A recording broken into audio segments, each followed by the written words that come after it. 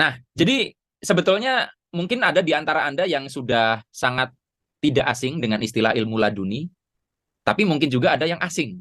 Makanya kemarin ada yang nanya, ilmu laduni itu apa ya Pak? Apa semacam intuisi? Nah, itu berarti belum paham. Jadi, sebelum kita lebih spesifik, secara sederhananya, ilmu laduni adalah satu seseorang ya, itu bisa menguasai sebuah keahlian, keilmuan, pengetahuan, pemahaman ya, tanpa satu proses belajar yang normal gitu, yang sebagaimana kita bisa lihat. Nanti kita akan uraikan itu. Jadi, itu orang kok kayaknya nggak belajar atau belajarnya kayaknya gitu-gitu aja, tapi kok bisa mahir. Nah, entah dalam hal apapun ya, itu yang disebut ilmu laduni. Bisa tanpa belajar. Yang secara umum dikatakan itu adalah anugerah dari Tuhan. Pemberian, kayak gitu. Oke ya. Nah, fenomena-fenomenanya misalnya gini. Ada seseorang yang bisa main musik ya dengan mahir, padahal dia nggak kursus musik. Ya. Padahal dia tidak melakukan proses pembelajaran yang panjang. Dia cuma pegang gitar cuma 3 hari kok jadi semahir orang yang belajar gitar tahunan misalnya kayak gitu ya. Atau misalnya Anda melihat orang yang mudah sekali menguasai bahasa asing ya. Atau tiba-tiba menguasai aja gitu loh tanpa proses belajar sama sekali ya. Karena ada juga yang butuh belajar tapi dia lebih cepat akselerasinya. Atau mungkin yang ekstrim Anda lihat ada orang bisa berkomunikasi dengan hewan ya, bisa menaklukkan hewan. Misalnya si Panji Petualang kayak gitu ya. Anda tahu ya, cari aja di YouTube Panji. Dulu sering muncul di TV. Itu kayak dia bisa menaklukkan hewan-hewan liar kayak gitu. Itu kan kursusnya di mana coba? Jadi itu bisa disebut juga ilmu laduni. Nah, atau fenomena anak indigo yang dia bisa tahu membaca pikiran Anda, membaca karakter Anda, membaca masa lalu Anda, padahal dia tuh masih anak kecil. Coba anak kecil belajar dari mana coba kan gitu. Nah, cuman memang fenomena ilmu laduni lebih akrab itu dengan frame religius. Ya, kata laduni kan sangat-sangat religius, terutama ya dekat dengan agama Islam gitu ya. Jadi kalau Anda yang berbeda agama, silakan Anda cari kosakata yang sepadan. Tapi di slide pertama ini, saya ingin menggambarkan kira-kira ilmu laduni itu kayak gitu. Contoh yang biasanya lekat dengan ilmu laduni itu biasanya kisah-kisah religius. Misalnya Nabi Yusuf itu bisa menafsirkan mimpi, padahal dia tidak kursus gitu kan. Tidak beli primbon di pasar ya, di toko buku. Tapi dia bisa menafsirkan mimpi. Gitu ya. Nah, itu kan ilmu yang dikasih sama Tuhan gitu. Nabi Sulaiman itu bisa bicara dengan berbagai makhluk, bukan hanya hewan, tapi juga di jin. Yang konon di situ kan diceritakan waktu membangun istana, Nabi Sulaiman juga memerintahkan para kuli, yaitu jin. Gitu. Nah ini kursus belajar kursus bahasa jin itu mana gitu, nggak ada kan. Nah itu yang lekat lah disebut dengan ilmu laduni.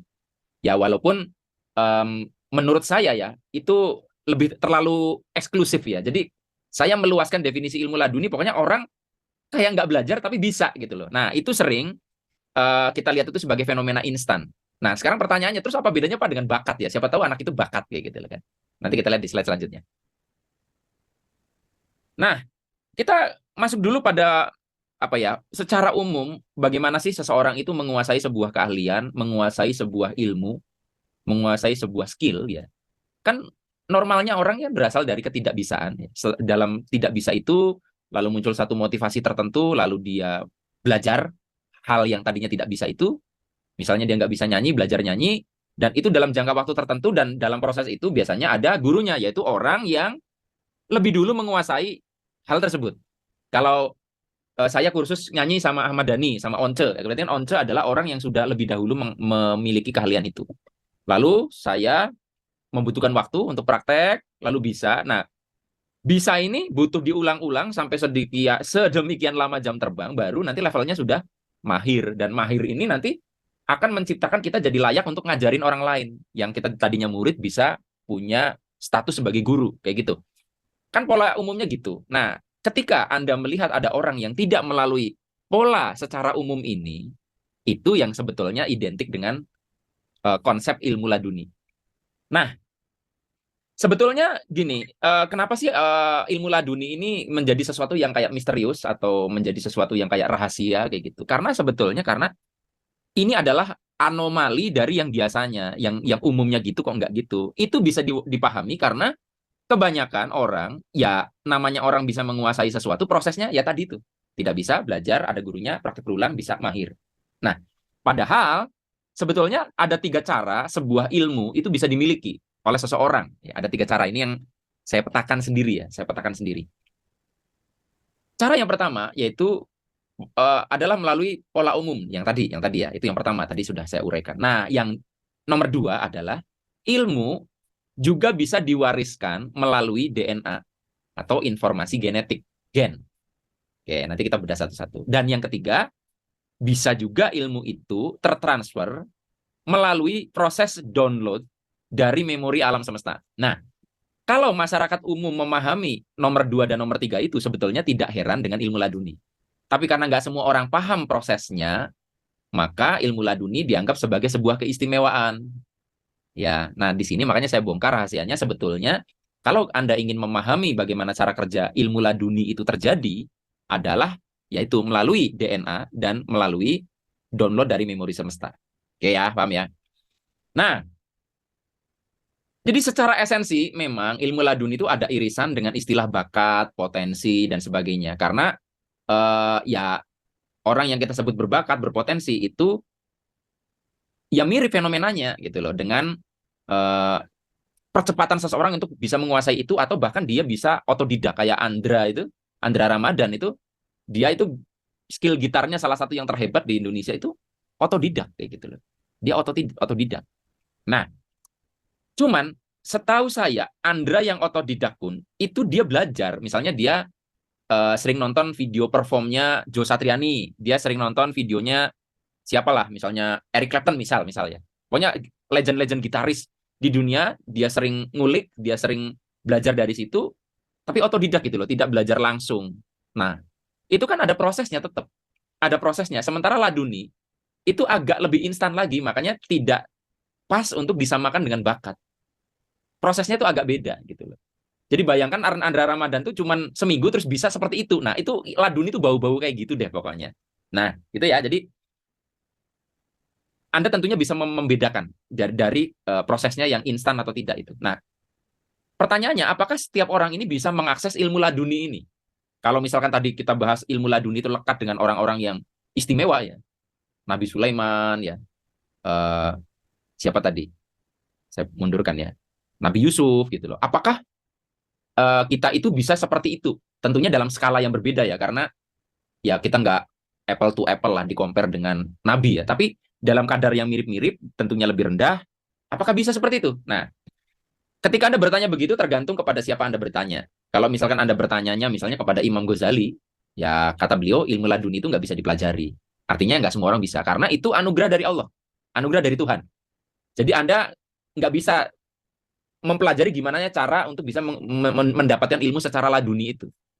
Tetapi ya izinkan saya sedikit berbeda dengan Imam Al-Ghazali. Ya boleh kan saya berbeda. Saya tidak mengatakan Imam Al-Ghazali salah. Tetapi dalam pandangan saya, anugerah dari Allah ini juga atau pemberian dari Tuhan ini, pastinya Tuhan ngasih tidak asal-asalan. Karena kenapa sih itu dikasih ilmu laduni, yang lain enggak gitu loh. Nah, kalau kita lihat di sini enggak asal ada polanya. Artinya pemberian sesuatu anugerah berupa ilmu laduni itu juga menyesuaikan wadah dari orang itu pantas atau tidak. Nah, jadi kita bisa lihat di sini bahwa ilmu laduni juga akhirnya sesuai dengan kapasitas orangnya. Ya, misalnya Nabi Yusuf itu kemampuan menafsirkan mimpi akurasi 100% misalkan. Tapi kalau Arif Erham misalkan diberikan ilmu laduni seperti Nabi Yusuf, mungkin akurasinya tidak seperti Nabi Yusuf gitu loh. Jadi ilmu laduninya oke, tapi apa ya kadar kapasitasnya itu tidak sama. Bukan Tuhan itu pilih-pilih pelit gitu ya, tetapi karena memang saya nggak mampu menampung ilmu itu seperti Nabi Yusuf menampung. Contohnya gitu. Ya itu pendapat saya. Nah, contoh paling gampang gini ya. Dari hasil eksplorasi saya pribadi pada orang-orang yang secara offline, secara online sharing ya bahwa dia tuh kayak diberikan six sense ya, kemampuan supranatural. Itu dia merasa bahwa dia tuh nggak belajar gitu. Ya. Dia tuh merasa nggak belajar. Jadi dia merasa kok aku dikasih sih kayak gitu loh. Dia mencari tahu kenapa. Nah, setelah saya lacak, itu pasti ada sebabnya yang membuat dia itu punya wadah untuk menerima itu. Yaitu apa? Leluhurnya pasti sudah ada yang pernah mendalami itu, entah di level keberapa. Jika ini dilacak. Karena banyak orang tidak melacak ini, makanya dia merasa bahwa itu nggak ada sebab akibat. Nah, ini nanti akan lebih spesifik kalau kita bahasnya tentang DNA ya, di slide selanjutnya. Nah, kita contohkan lagi tadi para nabi. Itu para nabi kalau Anda track ke atas, itu keturunan nabi juga. Artinya Kenapa yang punya kemampuan begitu itu bukan orang lain? Ya bisa dilihat karena dia keturunan dari nabi. Kita enggak gitu loh. Jadi wajar kalau dia punya kemampuan menerima ilmu laduni yang lebih spesial dibandingkan kita. Nah, jadi fenomena para nabi misalkan ya, yang punya keistimewaan itu sebenarnya sudah mencirikan dari tadi pembelajaran itu diwariskan melalui DNA atau informasi genetik. Ini kita dahului ya sebelum dibahas spesifik.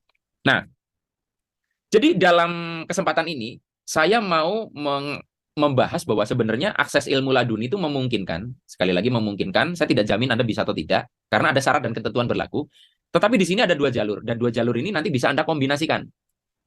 Akses ilmu laduni yang pertama itu bisa Anda akses melalui DNA. Ya, DNA. Nanti DNA itu apa? Kita di slide selanjutnya. Nah, DNA ini yang ilmu laduni via DNA ini lebih mudah. Kenapa? DNA itu sudah melekat pada diri kita.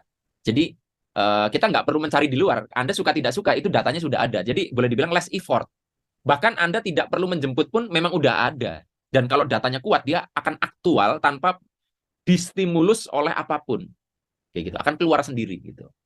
Nah cuman ya karena ini hanya mengandalkan apa yang diwariskan ya akan terspesifik pada apa yang sudah diwariskan oleh leluhur. Kalau leluhur-leluhurnya hanya belajar tentang keilmuan pengobatan maka ilmu laduni yang mungkin turun kepada Anda ya akan tidak jauh-jauh dari itu. Nggak bisa terus Anda pengen ilmu laduni dalam hal musik misalnya ya punya satu intuisi yang seperti apa tuh eh, tokoh-tokoh musik dunia klasik tuh siapa aja tuh ya namanya tuh saya lupa sampai ya musik-musik klasik itu John Sebastian Bach atau apa siapa ya Mozart misalnya gitu ya. Nah itu nggak ke situ kecuali ada keturunannya Mozart gitu sangat mungkin Anda punya kecerdasan musikal seperti itu ya. Nah jadi misalkan Anda kok punya kemampuan intuisi yang tajam itu bisa juga karena memang kalau dilacak generasi Anda sebelumnya dari DNA itu udah ada yang memang menajamkan intuisi sehingga sampai kepada Anda juga itu Anda nggak perlu ngasah dari nol gitu loh. Jadi kayak estafet. Kalau DNA itu bicara tentang ada yang sudah dimulai dan dilanjutkan sampai kepada kita. Suka tidak suka gitu. Nah, yang jalur kedua adalah akses ilmu laduni ya. Oh ya, akses ilmu laduni via DNA itu hanya bisa diakses oleh keturunan dari generasi itu gitu loh. Nah, sementara akses ilmu laduni via memori semesta ini lebih lebih general karena siapa saja di memori semesta itu datanya ada. Jadi tidak tergantung apakah kita ada datanya, cuman lebih ribet karena kan itu ada di luar sana gitu loh. Tidak ada di dalam diri kita seperti DNA sehingga lebih butuh effort untuk mengupayakan menjemput ilmu laduni yang via memori semesta kayak gitu ya. Nah, kita mulai langsung ya bagaimana cara mengakses ilmu laduni melalui DNA nih. Oke. Jadi kita mulai dari DNA itu apa? Jadi DNA itu kata Bill Gates yang merupakan salah satu apa ya dedengkot bidang ya persoftwarean di dunia yaitu pendiri Microsoft.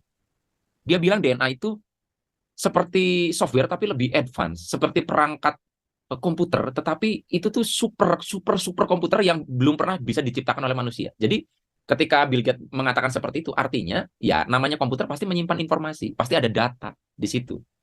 Oke ya. Nah, jadi apa yang perlu dilakukan Anda untuk bisa menelusuri informasi dari DNA? Ingat ya, DNA tuh kalau Anda pakai alat khusus untuk mengeksplorasi tubuh Anda dari yang fisik begini sampai ke level molekuler, itu nanti akan ketemu DNA di situ. Jadi kayak misalnya contoh kalau Anda bingung tuh, ini anaknya siapa? Ya diragukan, diperdebatkan, lalu tes DNA. Jadi ketahuan nanti ini ayahnya tuh aslinya siapa. Kan Anda tentunya sudah mendengar istilah itu. Jadi bahkan kita tuh anak siapa tuh udah ada datanya gitu loh. Ya kalau udah punya DNA tuh. Ya, kita dipakai teknologi DNA. Nah, yang perlu Anda lakukan kalau Anda mau mulai ya menelusuri atau menjemput ilmu laduni melalui jalur DNA, coba petakan silsilah keluarga Anda. Ya, dari jalur bapak, jalur ibu, kalau bisa 7 generasi ke atas. Jangan ngeluh dulu. Saya tahu pasti Anda juga banyak yang tidak punya datanya. Saya juga sama. Nah, tetapi kalau Anda bisa, telusurilah ke atas. Nah, dan menelusuri ke atas ini bukan hanya Anda tahu nama-namanya, tetapi Anda kalau bisa memahami informasinya dengan lebih detail. Mbah Anda dulu ngalamin kehidupan seperti apa, ceritanya gimana, ahli dalam hal apa, karirnya gimana, kemampuannya apa saja, ya kebiasaannya apa, itu dilacak sampai 7 generasi ke atas. Nah, kalau Anda mampu melakukan ini, sebenarnya tidak ada sebuah hal yang aneh, ajaib, apa yang ada pada diri Anda. Jadi Anda tidak akan heran, kok aku kenapa ya, kok aku tuh peka sekali dengan perasaan orang melalui suara. Itu sebenarnya data itu sudah ada, tapi Anda tidak pernah tahu asal usulnya kayak gitu ya. Nah, jadi kalau Anda punya buku leluhur, buku keluarga itu bagus. Nah, di sini kita bisa mengacungkan jempol kepada para apa ya kaum yang memungkinkan untuk kita melacak generasi ke atas. Seperti contohnya Arab. Arab itu ada bin dan binti. Arif bin siapa? Istri saya binti siapa? Jadi ke atas tuh ketahuan silsilahnya. Nah, orang di Indonesia itu jarang yang menyematkan nama orang tuanya di namanya. Jadi akhirnya tidak bisa mengaitkan itu. Dulu saya termasuk orang yang ngapain sih harus pakai bin binti gitu loh. Ternyata itu ada manfaatnya untuk ini gitu, untuk melacak ini. Nah, ada juga tradisi kaum Tionghoa ya, walaupun saya yakin nggak semua tuh yang di Indonesia kayak gitu, yang ada altar di situ, ada foto-foto leluhurnya. Itu kan jadi dia punya satu silsilah pemetaan generasi mereka, dan itu selalu diceritakan dulu moyangnya gimana dan sebagainya. Nah, setelah gitu ya, setelah Anda petakan gitu tadi, cari detail informasinya ini maksudnya ya, salah ketik. Informasinya misalnya ternyata ada leluhur Anda yang ahli pengobatan, ada leluhur Anda yang ahli dalam perdagangan, sukses. Nah, Anda itu bisa yang terjadi, Anda akan mendapatkan jawaban, oh, pantesan aku tuh kok kayaknya walaupun PNS, kalau jualan tuh mudah gitu loh. Itu tuh sebenarnya kan laduni ya. Anda nggak belajar ilmu jualan, tapi kok kayak orang mudah sekali menjual sesuatu. Anda mudah sekali untuk membuat orang tertarik membeli produk Anda misalnya. Itu pasti ada penjelasan ke situ. Nah, apalagi Anda setelah tahu bahwa silsilah Anda tuh ada pengobatan, pedagang sukses, Anda mulai akhirnya dipicu dengan belajar hal-hal terkait itu, belajar tentang pengobatan misalkan atau belajar tentang dagang, maka semakin menggetarkan informasi yang ada di tubuh Anda. Di-recall akhirnya. Jadi akan semakin terjadi akselerasi karena dikasih pupuk. Ini kan udah ada benih-benih ya. Anda kasih pupuk, kasih tanah yang subur dengan Anda mencoba ke situ. Karena kalau informasinya sudah lewat DNA, tidak dikondisikan di pupuk, tidak disirami, tidak ditempatkan di tanah yang subur pun, itu tetap tumbuh loh, kebayang loh, kuatnya DNA ini. Apalagi kalau Anda sirami, Anda pupuk kayak gitu.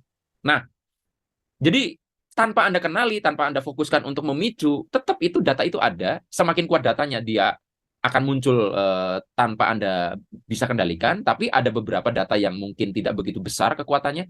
Dia butuh kondisi tertentu, misalkan Anda belajar tertentu, Anda bergabung dengan komunitas tertentu, dan baru itu aktif.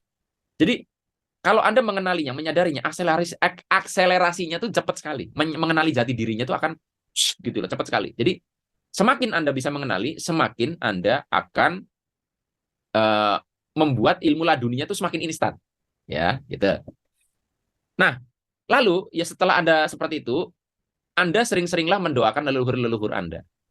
Kenapa? Karena rumusnya saya pernah bahas di video publik ya. Apa yang kita beri atensi, perhatian, kita akan terkoneksi ke situ. Apalagi ditambahi ada niat atau intensi. Niat saya untuk terkoneksi dengan leluhur, untuk belajar ilmunya, untuk mengakses informasinya, itu semakin kuat koneksi yang terbangun. Nah, dan kalau Anda bagus dalam membangun koneksi ini, leluhur Anda akan datang. Oh, dating. Bentar. AC-nya saya matikan ya, kedinginan. Udah mulai agak pilek.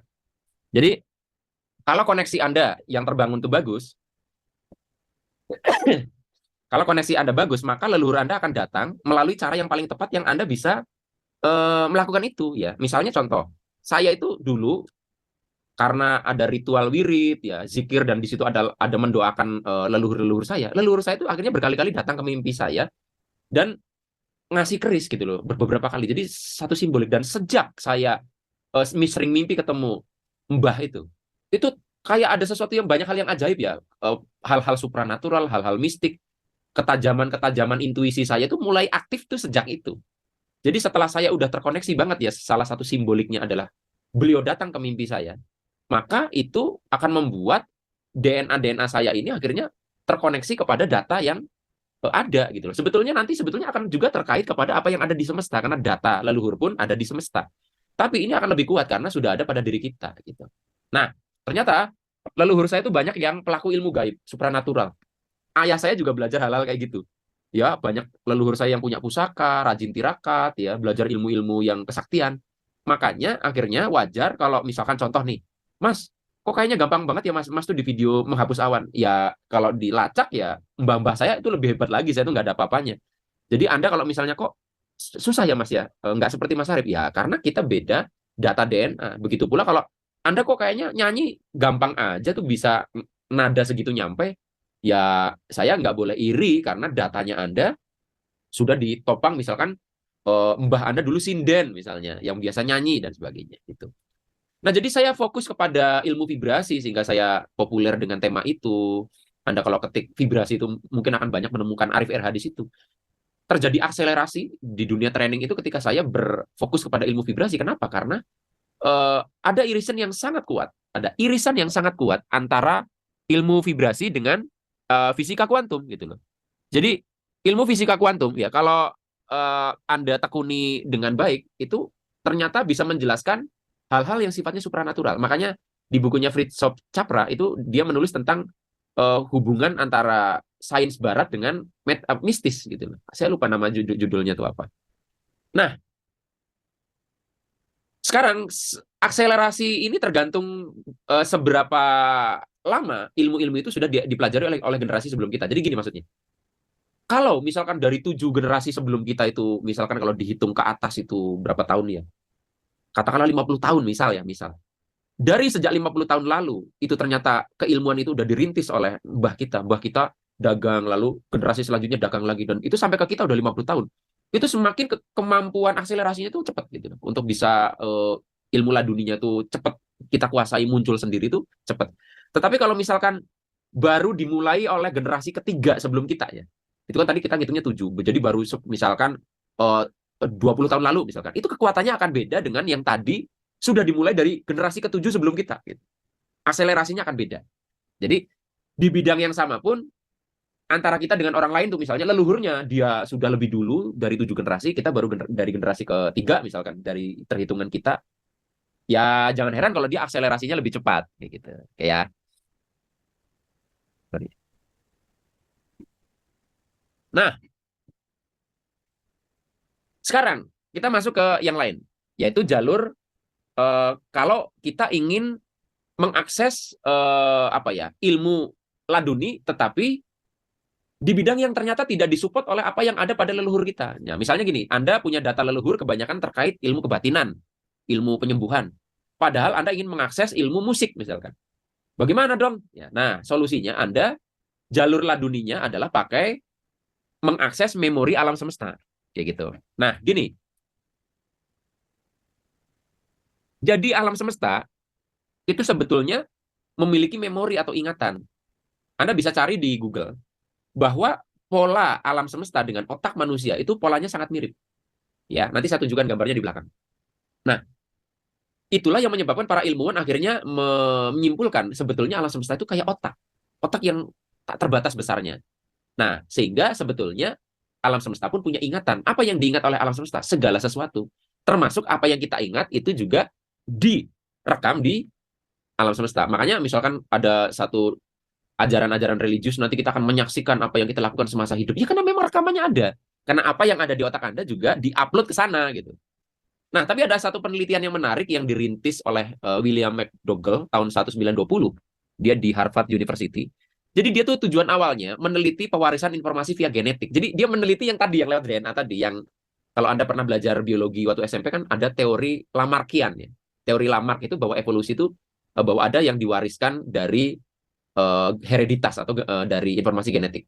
Nah, dia melakukan penelitian apakah betul apa yang dilakukan orang tua itu akan terwariskan kepada generasi. Nah, dengan uji coba menggunakan tikus laboratorium ya, yang itu sampai memakan beberapa 32 generasi tikus kalau nggak salah ya. Jadi orang tuanya dikawinkan punya anak, tikus-tikus ini diteliti dan diwariskan antar generasi ya. Ternyata hasil riset ini menunjukkan bahwa memang ada informasi yang tersampaikan antar generasi gitu loh. Misalkan tikus ini itu pernah dilewatkan sebuah jebakan gitu loh. Jadi kayak satu labirin gitu ya. Dia tikus ini dilewatkan labirin ya. Lalu yang paling pertama kan pasti kejebak, dia kejebak. Nanti setelah 2 kali dia dilewatkan ke situ, dia udah hafal nih. Oh, di sini ada jebakan, dia makanya tidak ngambil jalan itu dan seterusnya. Nah, itu ternyata dikawinkan ternyata semakin keturunannya ke bawah, itu ternyata ingatan dari apa yang dilakukan oleh generasi sebelumnya itu terekam. Walaupun tikus itu baru pertama kali masuk ke jebakan itu, dia sudah seolah-olah tahu ini di sana ada jebakan. Jadi kayak udah ada diwariskan gitu. Nah, oke ya. sehingga di situ disimpulkan dari penelitiannya McDougall ini memang ada memori yang diwariskan dari generasi ke generasi. Nah, setelah itu terjeda, dilanjutkanlah risetnya McDougall ini oleh FAE Crew ya di Edinburgh University. Nah, jadi dia melanjutkan menggunakan jebakan yang sama lah gitu. Jadi saya sederhanakan. Kalau Anda ingin tahu detailnya, Anda baca buku Kitab Vibrasi, saya jelasin detail terkait dengan riset ini. Menarik banget. Di situ saya jelasin. Nah, ternyata hasil riset ini menarik. Kalau hasil risetnya McDougall kan menyimpulkan karena dia mengambil tikus dari keturunan tikus itu kan. Jadi ini adalah ada DNA dari leluhurnya tikus. Nah, setelah diteliti dari tikus yang tidak ada hubungannya dengan keturunan tikus ini, di beda benua, beda yang secara geografis tidak memungkinkan tikus ini nyebrang ke sana misalnya gitu. Ternyata tikus-tikus yang kekinian, yang beda generasi, itu juga memiliki informasi meneruskan apa yang sudah diingat oleh generasi dari tikus yang berbeda gitu loh. Akhirnya hasil riset yang selanjutnya ini bukan hanya menemukan fakta bahwa informasi atau ingatan generasi sebelumnya diwariskan, tapi juga menemukan fakta bahwa tikus yang tidak ada hubungannya kok juga bisa mengakses memori itu. Sehingga di situ dikatakan ada satu medan di alam semesta di mana semua tikus mengupload datanya ke sana dan seluruh tikus di dunia itu bisa mengakses itu. Jadi katakanlah gini, satu tikus belajar, itu seluruh tikus itu dapat pelajaran itu. Gampangannya gitu. Nah, jadi kayak tikus tuh punya cloud drive ya, Google Drive, entah itu Dropbox, yang semua tikus tuh kayak bisa download gitu, share informasi di situ. Gitu. Mudah-mudahan Anda paham ya. Kalau nggak paham kan nanti ada sesi tanya jawab. Dan sedang kita pelajari, sadar tidak sadar, itu selalu terupload di memori semesta ini. Nah, siapapun yang bisa masuk ke apa ya memori alam semesta itu akan bisa mendownload informasi yang ada di situ. Nah, kuncinya sama, yaitu atensi, koneksi, lalu ada intensi. Oke, nah contohnya gimana? Nanti saya jelasin ya. Yang jelas adalah akses ilmu laduni lewat memori semesta ini lebih lambat sebagaimana yang saya bilang, lebih ribet. Kenapa? Karena kan datanya ada di luaran sana, tidak di dalam diri. Jadi kalau kita tidak mengupayakan itu ya susah. Nah, tapi kalau Anda mengakses data di memori semesta dan Anda itu aksesnya itu juga udah ada DNA-nya. Anda misalnya mengakses database leluhur Anda yang ada di semesta, itu lebih gampang. Tidak ribet. Tapi kalau Anda mau mengakses data informasinya Nikola Tesla, dan Nikola Tesla itu tidak ada hubungannya dengan leluhur Anda. Nah, itu yang saya maksud akan lebih lambat. Karena apa? Karena tidak ada datanya di diri kita. Nah, terus prakteknya gimana? Misalnya gini, Anda ingin menguasai apa sekarang? Misalnya Anda ingin menguasai kemampuan untuk meramal misalnya, membaca masa depan. Nah, cari orang yang ahli di bidang itu yang sudah mati, ya, yang sudah nggak hidup. Jadi udah lama nih. Dan pastikan tidak ada di dalam leluhur Anda yang punya keilmuan itu atau mendalami itu. Oke ya, jadi biar lebih objektif. Nah, Anda pelajari kehidupan orang itu, Anda datang ke kuburannya mendoakan dan sebagainya. Bangun atensi tadi loh. Ya, Anda memberikan perhatian entah berupa doa, ziarah. Jadi orang ziarah kubur ke makam para wali itu sebenarnya kan ada yang bilang bid'ah dan sebagainya. Itu kalau niatnya kita benar ya, memang ya itu hanya orang udah mati. Yang salah itu gini, kita datang ke kuburannya Sunan Kalijaga misalnya terus minta minta diampuni, minta apa kepada Sunan Kalijaga. Itu nggak gitu caranya. Ke sana kita mendoakan, mengingat-ingat kemuliaan orang itu, kita terakses kepada database Sunan Kalijaga di semesta. Nah, di sini prosesnya kita akan download gitu loh. Jadi jangan terus disirik-sirikan, jangan terus dibid'ahkan dulu. Kalau intensinya benar, kita berziarah mendoakan seseorang yang nggak ada hubungan kerabat dengan kita, itu membuat kita berpotensi connect ke dapat akses kepada memori semesta dari orang itu, sehingga kita lama-lama bisa menguasai. Nah, ya jujur aja sih kalau saya lebih banyak fokus kepada apa yang sudah ada di leluhur saya karena itu yang menjadi fokus, sisanya bonus. Ya, sisanya bonus karena saya tahu akselerasinya juga tidak akan cepat. Sementara saya sudah memahami ini sudah cukup terlambat, udah usia 30, saya nggak mau buang waktu. Jadi akhirnya saya fokus kepada apa yang lebih berpotensi lebih cepat gitu loh. Sisanya bonus aja gitu untuk hal-hal yang bisa melengkapi aja gitu. Oke ya. Kemudian ya kayak saya nih kan di bidang training kan ngajar ya. Bapak saya itu seorang guru. Itu saya udah punya DNA-nya. Jadi gampang gitu. Walaupun bapak saya bukan trainer, tapi kan esensi pekerjaannya mirip. Jadi makanya lebih cepat akselerasinya. Nah, sekarang pertanyaannya Pak, kalau saya itu tidak meneruskan apa yang udah dirintis leluhur, terus itu nanti bagaimana? Jadi kalau Anda memulai satu pelajaran ilmu baru yang nggak ada data DNA-nya, maka sebenarnya Anda sedang menciptakan data baru untuk generasi selanjutnya. Jadi kalau Anda leluhurnya tidak ada yang belajar ilmu bela diri misalnya. Anda belajar nih. Nah, lalu Anda wariskan ke anak, anaknya diwariskan lagi. Nanti itu akan jadi sebuah data di DNA di generasi kesekian yang sangat kuat kayak gitu. Paham ya? Jadi eh, Anda kalau dalam kasusnya ini adalah Anda bukan memanfaatkan apa yang sudah dirintis, tapi Andalah yang merintis gitu. Jadi ya sama juga berlaku halnya kalau Anda keturunannya mbah-mbahnya semuanya miskin dan Anda belajar ilmu kaya, ya Anda jangan berharap bisa jadi sekaya orang yang memang DNA-nya sudah kaya. Tapi Anda memulai satu data baru untuk memutus pola miskin ke bawah gitu loh. Jadi yang panen nanti generasi setelah Anda. Oke ya, jadi saya tegaskan DNA itu sebenarnya hanya keturunan yang bisa mengakses ya. Nah, tapi orang lain ya yang mungkin bisa mengakses itu adalah mungkin informasi dari leluhur kita yang ada di semesta yang kualitasnya pasti tetap beda dengan yang diwariskan melalui jalur biologi ya, yaitu keturunan. Nah, kalau memori semesta siapa aja yang mampu connect gitu. Itu pun sudah ada privilege kalau orang yang punya data DNA connect ke situ lebih punya akses lebih luas gitulah. Oke ya. Nah, terus pertanyaannya bagaimana nih untuk bisa kita itu mudah ya untuk menjemput ilmu laduni ini. Kuncinya sebenarnya adalah menjernihkan diri. Karena kuncinya kan kita perlu connect ke sana. Nah, connect ini harapannya kita dapat informasi. Nah, untuk bisa informasi ini ditangkap dengan jernih, kita tuh harus untuk bisa menangkap informasi kita harus jernih. Jadi kita betul-betul nggak ada noise. Sama aja kalau kita tuh bising, kita nggak bisa mendengarkan suara dari luar sana kalau di dalam ruangan ini bising. Kita harus hening supaya bahkan suara daun jatuh pun kita dengar itu. Nah, jadi fungsinya kita menjernihkan diri itu bisa menangkap informasi bahkan dari DNA diri kita ini. Nah, caranya bagaimana? Bisa dengan rajin meditasi, zikir, tirakat, dan sebagainya. Nah, saya lakukan itu gitu loh. Saya dulu wirid sehari sampai 10.000 kali, kayak gitu kan ya. Lalu saya tirakat puasa, ya. Bahkan puasanya bisa mati geni, gitu, ngebleng kayak gitu ya zaman dulu tuh. Jadi dengan seperti itu akhirnya saya peka untuk menangkap intuisi-intuisi untuk informasi ini. Jadi bedanya ada yang, Pak, apa bedanya dengan intuisi? Beda, ya. Karena intuisi itu sekedar hanya dapat informasi, kalau ilmu laduni itu bicara tentang Anda itu bisa menguasai satu kemampuan tertentu. Kalau intuisi kan cuma dapat ide kayak gitu ya. Kalau itu tuh Anda bisa mahir untuk dagang kayak gitu. Itu bukan hanya intuisi aja, lebih luas dari itu. Bahkan kemampuan menangkap intuisi pun itu bisa jadi sebuah ilmu yang sudah dirintis oleh nenek moyang. Anda misalkan intuisinya sekarang tumpul. Anda belajar untuk tentang intuisi dari videonya Arif RH misalnya. Kan saya beberapa waktu lalu juga bikin video untuk member tentang intuisi. Kok masih tumpul ya Pak intuisi saya? Nggak apa-apa. Tapi Anda mulai sekarang di generasi ketujuh setelah Anda, itu intuisinya bisa tajam banget. Anda baru memulai kayak gitu. Nah, jadi sebenarnya ilmu laduni itu memang anugerah Tuhan, tapi anugerah ini bisa dijemput dengan memantaskan diri kita. Ya tentunya kadar ilmu laduni tadi, kepantasannya akan sesuai. Sama-sama mengakses ilmu, bisa menafsirkan mimpi. Kalau kejernihan batin kita tidak sejernih Nabi Yusuf, ya jangan harap akurasinya seperti Nabi Yusuf kayak gitu ya. Nah, ini foto yang saya bilang tadi. Foto yang Anda lihat di sebelah kiri adalah sebelah kiri itu otak manusia, sebelah kanan adalah jejaring dark matter ya yang antar klaster ya. Jadi di situ ada semesta antar galaksi gitu, ada jejaring seperti itu dan ini ada kemiripan sehingga alam semesta itu mirip seperti pola otak.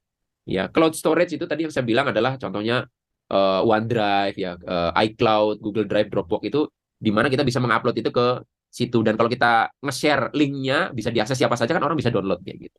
Kalau kita nggak bagi-bagi foldernya, ya hanya kita sendiri yang bisa download atau orang yang juga pakai akun yang sama dengan kita. Nah, buat Anda yang mungkin pernah belajar ilmu kebatinan, ilmu tenaga dalam, mungkin nggak asing dengan silat strum ya, yang tangannya bisa gerak sendiri. Anda nggak pernah belajar silat, lalu nawa itu saya pengen bisa jurus Cimande, nanti tiba-tiba badan Anda gerak sendiri. Nah, itu zaman saya SMP sudah belajar kayak ginian. Saya pengen belajar ilmu jurus bango. Anda nggak pernah belajar, tapi nanti badannya gerak sendiri. Nah, itu contoh-contoh bagaimana itu bisa terjadi kalau orang yang nggak ngerti itu kan katanya pakai jin gitu. Padahal itu adalah mengakses database di alam semesta karena orang yang sudah belajar ilmu Cimande, orang yang belajar ilmu bangau, ilmu jurus bangau sudah ada di semesta. Anda belajar Wing Chun gitu loh. Itu nanti bisa gerakan Wing Chun sendiri gitu. Nah, bisa juga mungkin ke depannya ilmu laduni itu bisa dipicu oleh teknologi. Contohnya saya ikut sebuah training di situ dikatakan ada teknologi militer di mana para pilot itu mengcopy paste memori dari pilot senior ke pilot junior itu menggunakan helm. Helm itu dipasang di senior lalu di copy dipaste ke junior sehingga resiko dia nanti menerbangkan pesawat itu bisa mencelakakan pesawat kan mahal pesawat tempur itu jadi lebih rendah. Jadi kebayang nanti ke depan akan ada helm di mana orang yang hafal Quran misalnya dipakai helm itu lalu dipindahin ke saya terus dipaste, otak saya langsung bisa nerima info, saya langsung hafal kitab suci, langsung hafal Quran. Jadi jangan-jangan kalau teknologi itu sudah ada, itu yang namanya orang hafal Quran itu tidak istimewa lagi gitu loh. Itu sudah bisa dilakukan dengan teknologi. Kita tidak tahu ya, namanya teknologi terus berkembang. Nah, teman-teman semua, ini kira-kiranya gambaran tentang ilmu laduni ya. Jadi itulah ilmu laduni, kita bisa akses tapi tentunya dengan syarat dan ketentuan berlaku. Dan saya infokan lagi bahwa untuk Anda yang komen di video ini jangan bertanya di sini karena tidak akan saya jawab. Tunggu postingan saya di komunitas nih. Jadi kalau Anda kalau Anda jadi member kan Anda akan melihat kayak gini dan di sini nanti ada langganan ya. Nah, Anda klik di komunitas, nanti saya ada postingan khusus member. Tuliskan pertanyaan Anda di sini, bagikan dalam kesempatan video edisi spesial khusus member kali ini. Sampai ketemu di video tanya jawab ya.